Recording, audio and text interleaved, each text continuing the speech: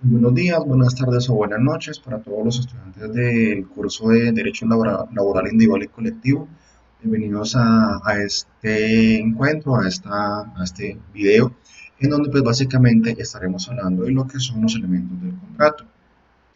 Cuando hablamos de elementos del contrato de trabajo, obviamente, pues estamos haciendo referencia a diferentes aspectos. Entonces, primero vamos a hablar de cuáles son los requisitos de validez del contrato de trabajo, obviamente, que son los mismos de todo contrato, de todo negocio jurídico, como son la capacidad plena de ejercicio, el consentimiento libre de vicios, el objeto ilícito y la causa lícita. Y luego ya haremos referencia a lo que son los elementos esenciales del contrato de trabajo, que se encuentran establecidos en el artículo 23 del Código Sustantivo del Trabajo, como ustedes ya lo saben, son la prestación personal del servicio, realizada bajo continuada subordinación o dependencia y por el cual se recibe o se percibe una remuneración o salario. Entonces vamos a comenzar a hablar específicamente de esos requisitos de validez del contrato de trabajo que pues son, como les había indicado, los mismos requisitos de todos los contratos, de todos los negocios jurídicos. Capacidad plena de los contratantes, el consentimiento libre de vicios, el objeto ilícito y la causa ilícita. Primero de ellos, la capacidad plena de todas y cada una de las partes. Cuando hablamos de la capacidad en general, recordemos que existen dos, o sea, la capacidad es la facultad de contraer derechos y adquirir obligaciones, por eso hablamos de capacidad de goce y capacidad de ejercicio. Acá estamos haciendo referencia a la capacidad de ejercicio, es decir, la facultad de comprometerse, bien sea para o sea, en calidad o de empleador o de trabajador. Entonces, en principio, recordemos que las personas jurídicas tienen desde el momento de su nacimiento, o sea, desde el nacimiento en la vida jurídica, tanto capacidad de goce como capacidad de ejercicio plena y sin ningún tipo de restricción, más allá de las que establezcan los socios o las personas naturales que, según una forma societaria que le hayan querido dar a dicha persona jurídica. En cuanto a las personas naturales nacen obviamente con capacidad de goce, es decir, la capacidad de beneficiarse. Pero para la capacidad de ejercicio se requiere contar con una determinada edad. O sea, dependiendo de la edad de la persona, se va adquiriendo capacidad, inicialmente no tiene ningún tipo de capacidad, su incapacidad es absoluta, posteriormente ya tiene una capacidad relativa y luego ya con la mayor edad tiene capacidad absoluta. Entonces, dependiendo de la edad de la persona, tendrá mayor o menor capacidad. ¿Para qué? En el caso de los trabajadores, ¿qué tipo de edad? Pues en principio se requiere ser plenamente capaz, es decir, se requiere contar con más de 18 años de edad. Sin embargo, un menor de edad, ¿sí? Alguien con más de 15 años y menor de 18 años, podrá trabajar siempre y cuando cuente con autorización, bien sea del inspector del trabajo o de la autoridad civil del ente territorial o del ente local. Entonces, repetimos, para alguien mayor de edad, no tiene ningún inconveniente, alguien con más de 15 años de edad deberá contar con un permiso del inspector del trabajo.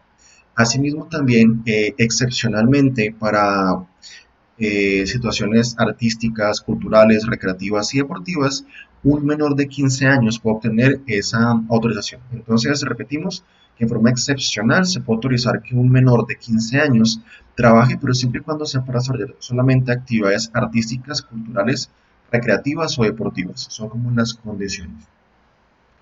Eh, entonces, esa sería como las razones por las cuales puede trabajar un menor de edad con ese permiso del inspector. Sin embargo, hay algunas actuaciones que no puede desarrollar un menor de edad. Por ejemplo, trabajo nocturno donde se expidan bebidas alcohólicas, en actividades o empresas industriales, mineras, canteras, industrias extractivas en general.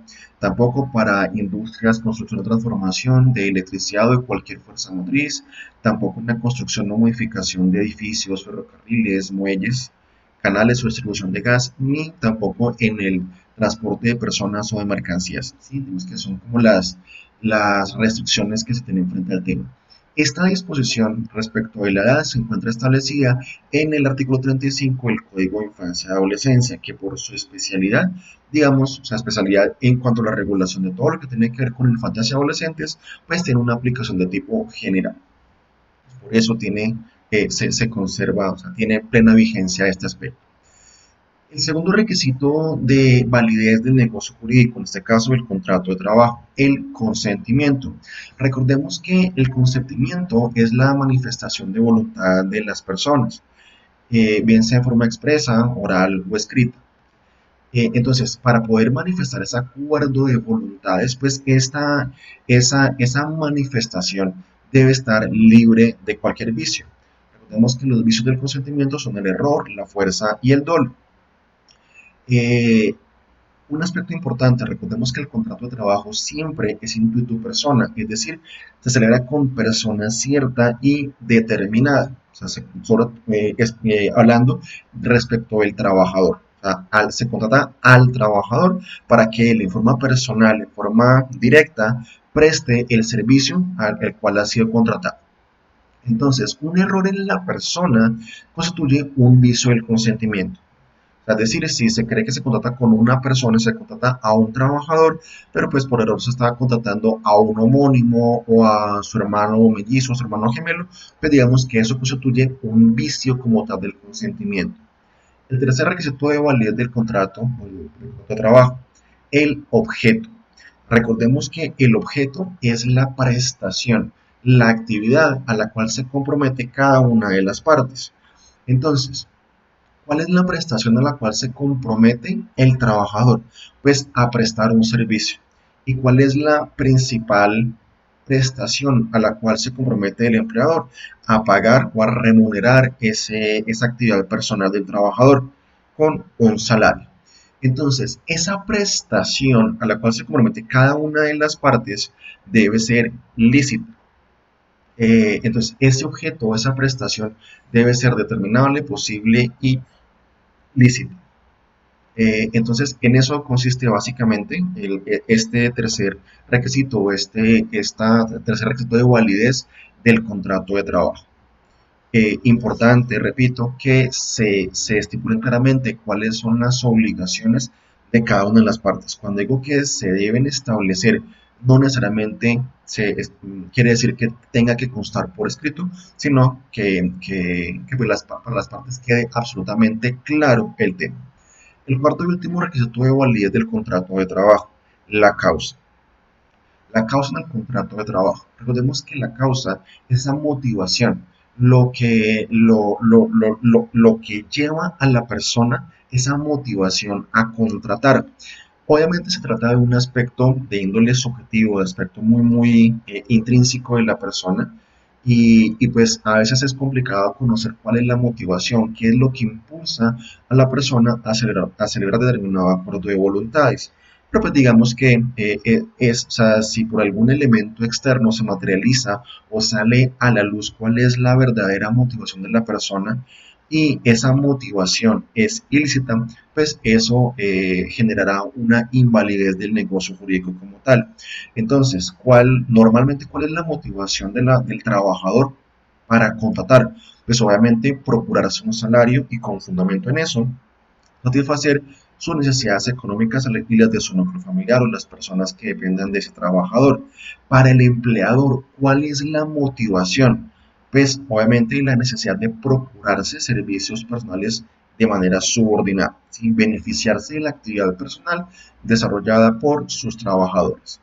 Entonces, estos cuatro son los elementos, son los requisitos de validez del contrato de trabajo que capacidad, consentimiento, objeto y causa lícita, digamos que tienen aspectos comunes en términos generales, con todo el derecho. O sea, lo vemos en materia civil, con toda la teoría del negocio jurídico. Ahora entremos en materia de cuáles son los elementos esenciales del contrato de trabajo. Estos elementos esenciales del contrato de trabajo se encuentran establecidos en el artículo 23 del Código Sustantivo del Trabajo. Básicamente son tres. En primer lugar, la actividad personal del trabajador. En segundo lugar, que esa actividad personal del trabajador sea desarrollada bajo continuada subordinación o dependencia. Y en tercer lugar, que por esa prestación personal el trabajador perciba o reciba una remuneración o salario. Veamos ahora sí cada uno de estos requisitos o elementos esenciales del contrato de trabajo. En primer lugar, la actividad personal del trabajador, es decir, que sea realizado por sí mismo. Es el trabajador, sin ayuda o concurrencia de otra persona, quien debe desarrollar la actividad. Ese titular, esa persona con la cual se ha contratado como es instituto persona, no puede ser reemplazado por otra ni física ni jurídicamente, sino que tiene que ser desarrollado por la persona con la cual ha sido contratado. Se habla de actividad personal. El mismo es quien tiene que desarrollar la actividad. El segundo elemento, la continuada subordinación o dependencia. Básicamente cuando hablamos de la subordinación o dependencia, hacemos referencia a esa facultad que tiene el empleador para exigir al trabajador el cumplimiento de órdenes en cuanto al modo, tiempo o cantidad de trabajo. En segundo lugar, la facultad de imponerle reglamentos. Y en tercer lugar, que el trabajador debe respetarlas y cumplirlas. De no hacerlo, su empleador le puede imponer una sanción.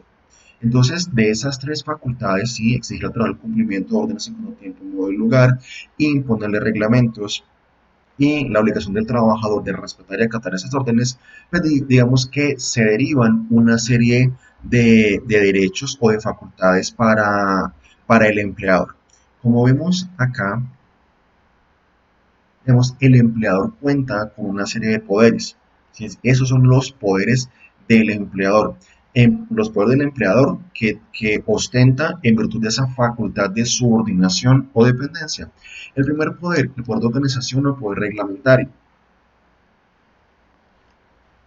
básicamente consiste en la posibilidad que tiene el empleador de decidir la estructura que tiene en su organización, o sea, una estructura piramidal o una estructura totalmente vertical o una estructura horizontal en donde todos los trabajadores están en el mismo plan de igualdad. El segundo poder, el poder de dirección, es decir, la facultad de poder dar órdenes y que éstas, o sea, sean ejecutadas y sean cumplidos directamente por todos y cada uno de los miembros de la organización. Y en tercer lugar, el poder disciplinario, la facultad del empleador de imponerle a su trabajador diferentes reglamentos y que estos efectivamente se cumplan. Y en caso que no se cumplan, pues el empleador tendrá la posibilidad de sancionar a su trabajador. Entonces, dicha subordinación tiene las características de que puede ser técnica, jurídica o económica. ¿Sí? Eso es como esa dirección que tiene el empleador, tiene esas connotaciones. El tercer elemento esencial del contrato de trabajo, la remuneración o salario. Sin entrar todavía a la definición como tal y el desarrollo mismo de lo que es o no es salario que se encuentra consagrado en los artículos 127 y 128 del Código Sustantivo del Trabajo, podemos indicar que el salario es aquella suma de dinero que el empleador paga al trabajador en compensación por los servicios que ha recibido de este. Es decir, el salario lo paga el empleador, se lo paga al trabajador. La causa, el motivo, la razón por la cual el empleador paga ese salario es precisamente por la prestación que en forma personal el trabajador ha desarrollado en favor de su empleado. Con esto, pues digamos que ya hemos visto efectivamente cuáles son las diferentes, los requisitos del contrato, ¿sí? Requisitos tanto de validez del contrato de trabajo y también los requisitos esenciales del contrato de trabajo. Requisitos de validez, repitamos, la capacidad plena de los contratantes, el consentimiento libre de vicios, objeto o prestación lícita y la causa o motivación también tiene que ser lícita. En cuanto a los elementos esenciales del contrato de trabajo, encontramos que están definidos en el artículo 23 del Código Sustantivo del Trabajo. En primer lugar, la prestación personal del servicio a cargo del trabajador. En segundo lugar, esta prestación debe estar enmarcada dentro de una subordinación o dependencia a cargo del empleador. Por dicha razón, el empleador está facultado para imponerle, para darle órdenes, instrucciones, para establecer la manera en la cual va a funcionar la empresa o el establecimiento y también para, dado el caso, imponerle reglamentos y sancionar a su trabajador. El tercer elemento esencial del contrato de trabajo, el salario, la remuneración que el trabajador recibe de su empleador como contraprestación directa por el servicio que ha prestado en favor de este. Quedo atento sus comentarios, cualquier duda, cualquier inquietud, pues la pueden hacer saber, bien sea en los comentarios acá del video, recomendación muy importante, muy especial, que efectivamente se suscriban al canal con el fin de estar recibiendo las diferentes notificaciones de los videos cada vez que cargo un video. Termino con esto, indicándoles que efectivamente quedo atento a sus comentarios, cualquier duda o inquietud, igual me la pueden hacer saber. Que tengan un muy buen día.